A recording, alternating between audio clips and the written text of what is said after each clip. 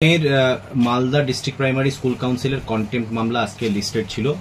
আজকে কন্টেম্প্ট মামলাতে ওরা compliance report মানে ডিপিএসসির তরফ থেকে কমপ্লায়েন্স রিপোর্ট জমা করেছে এবং ওরা কমপ্লায়েন্স রিপোর্টে বলেছে যে 312 জন ক্যান্ডিডেটের রেসপেক্টে ওরা প্যানেল প্রিপারেশন করে সেটা কমিশনার অফ স্কুল এডুকেশনকে জমা করেছে এবং সেই তারপরে ধাপ যেটা সেটা অবশ্য কমিশনার অফ স্কুল এডুকেশনের দায়িত্বের মধ্যে পড়ে।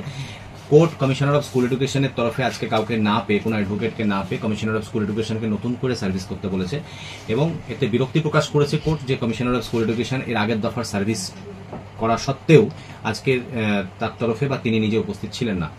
তো আগামী বুধবারে মামলাটা রেখেছে এবং কোর্ট অর্ডারে এটা উল্লেখ করেছে যে এটা আশা করা হচ্ছে যে কমিশনার অফ স্কুল এডুকেশন আগামী বুধবারের মধ্যে এতে অ্যাপ্রুভাল দিয়ে দেবে। অর্থাৎ কিনা এই 312 জন যে ক্যান্ডিডেট, এই 312 জন ক্যান্ডিডেটের রেসপেক্টে আর অ্যাপয়েন্টমেন্ট পেতে কোনো বাধা রইল না। অ্যাপ্রুভাল আশা করছি এর মধ্যে আমরা পেয়ে যাব, কারণ অলরেডি সিমিলার সার্কামস্ট্যান্সে নর্থ 24 পরগনার ক্ষেত্রে approval commissioner of school education দিয়ে দিয়েছে। সুতরাং এর যদি অ্যাপ্রুভালের পরে অ্যাপয়েন্টমেন্ট লেটারগুলো ইস্যু করা হবে। তো পজিটিভ হলো সব দিক দিয়েই।